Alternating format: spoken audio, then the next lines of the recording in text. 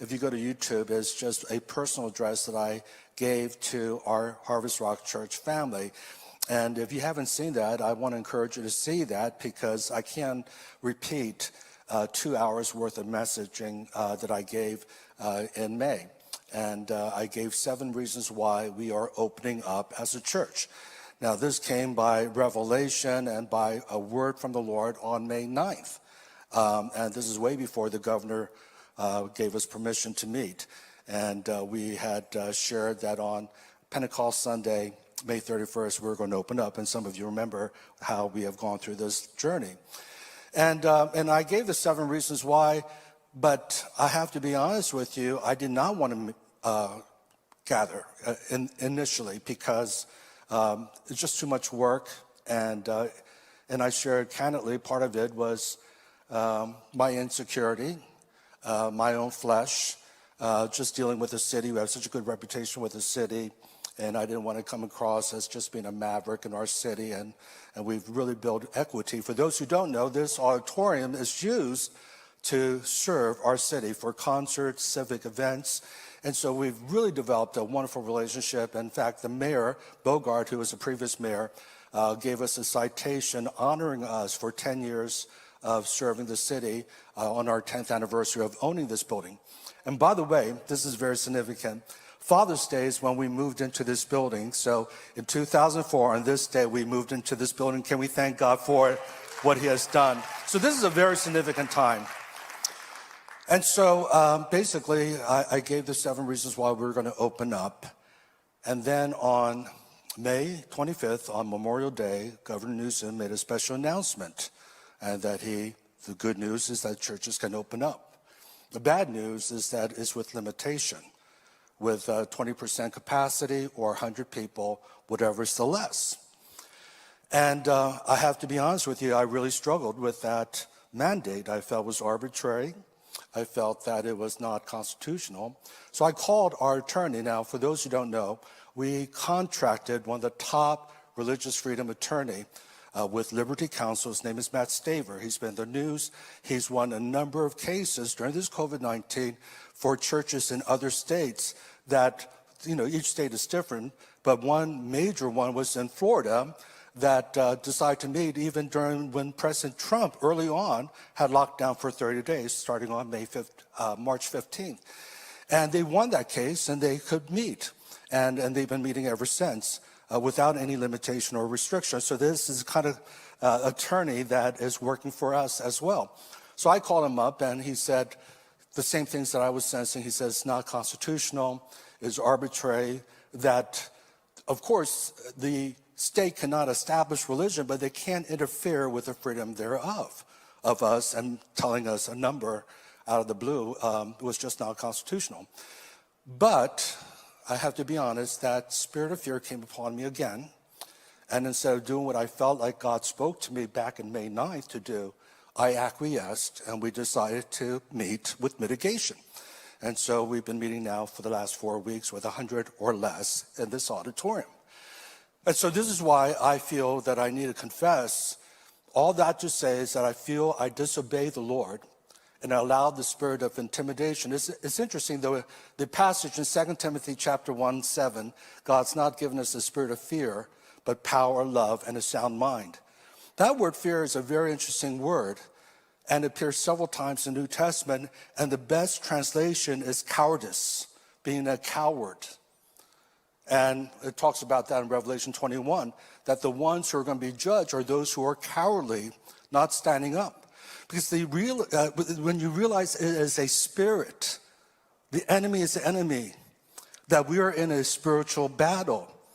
And so we don't wrestle against flesh and blood, but against principalities, against powers, against spiritual wickedness in the heavenly places. And I believe one of the things that the enemy is trying to do during this COVID-19 is shut down the church. It's interesting that this is the Hebrew year of the pay where the church is supposed to speak, but we've been silenced by this lockdown. But here's the way we overcome. It's Revelation 12, verse 11. They overcame the devil by the blood of the Lamb, the word of their testimony, not loving their lives even unto death. That's how the church has expanded. And so, Pastor Jay said something really profound. He says, after 9/11, the churches were packed. And people had a chance to hear the gospel like never before. And I personally think that we lost momentum of that, but here's the point he was making. He said, we've had something worse than 9/11 when you think of the deaths with COVID-19, with the meltdown of our economy, 40 million unemployed. Then on top of that, George Floyd and the tragedy that we saw unfold before us of racism in our nation and the protests. We have gone through a perfect storm. Now's the time to open our doors for people to come and worship, but we have shut down. God called me to come to Los Angeles for a great harvest. And I go to Manana's church in February, and I'm whacked by the Holy Spirit on the floor. He said, change the name to Harvest Rock Church once again, because I'm after the harvest. Start prophesying that. And then, we come back and we start meeting. We have momentum, and within 2 weeks, we lock down.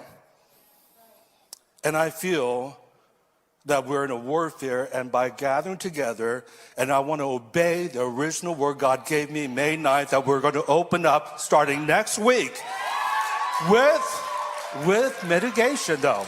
Here's what we're going to be doing. You can look online, and all the guidelines are there, but 3 things that are different is that we are going to provide a spacing up in the balcony that if you feel like you want to come participate, but you still feel, you need to have some social distancing, we're going to provide that. But on the floor, we're not. You can sit wherever you want to sit. Secondly,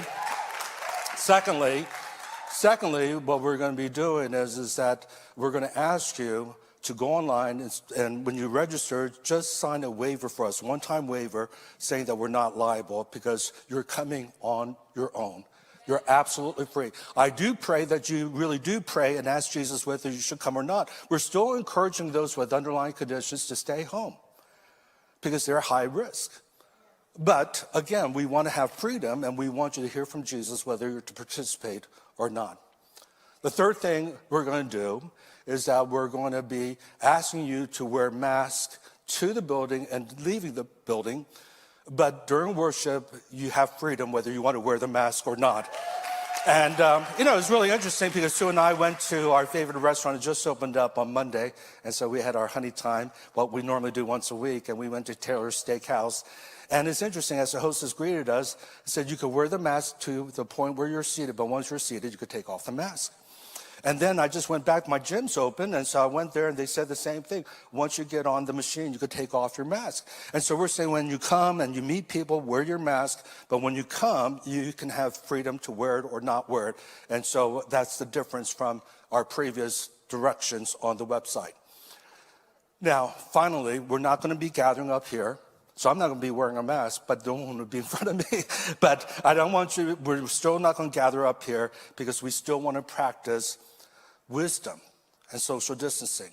We're still going to sanitize everything. We're going to take your temperature. All that will be on the website. But anyway, I wanted to confess, again, thank you. I believe I repented before the Lord. I feel his grace and mercy. Thank you for forgiving me for giving into the fear of man and vacillating during that time where I felt so clearly the Lord spoke to me. But